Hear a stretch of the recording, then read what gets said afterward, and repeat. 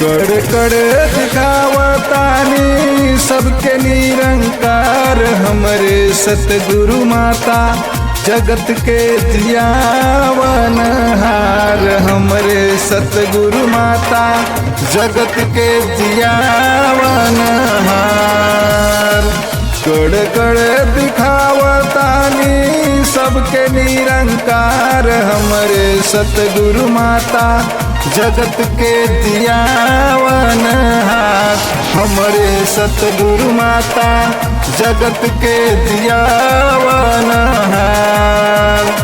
ब्रह्मन रतनवा में प्रभु जी हमरे सतगुरु माता जगत के जियावनहार हमरे सतगुरु माता जगत के जियावनहार हमरे सतगुरु माता जगत के जियावनहार हमरे सतगुरु माता जगत के जियावनहार।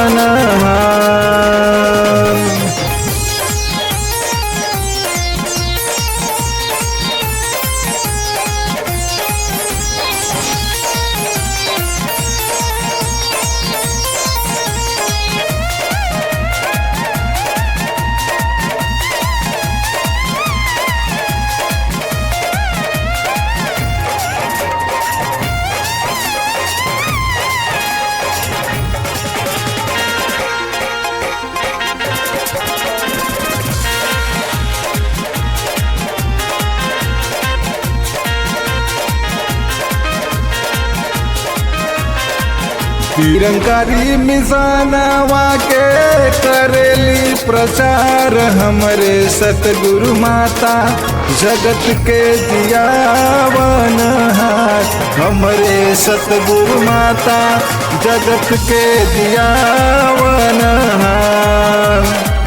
मनई के मनई प्यारा सुखी कर संसार हमरे सतगुरु माता जगत के जियावनहार हमरे सतगुरु माता जगत के जियावनहार।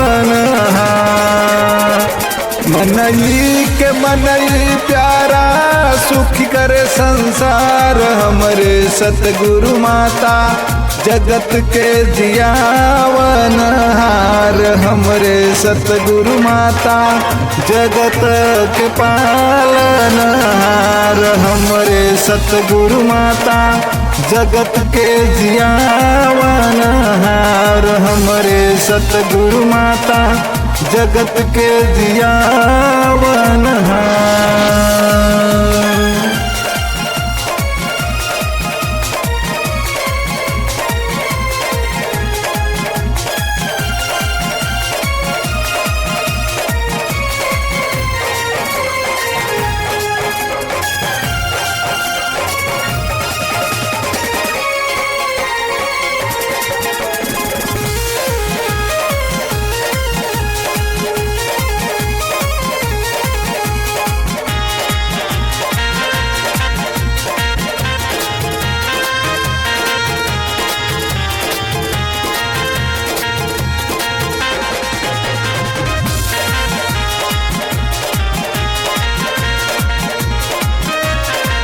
सतगुरु सुदीक्षा माता लिहलिया अवतार हमरे सतगुरु माता जगत के जियावनहार हमरे सतगुरु माता जगत के जियावनहार। भगवान दास के रखली अपने शरणवा हमरे सतगुरु माता जगत के जियावनहार हमरे सतगुरु माता जगत के जियावनहार।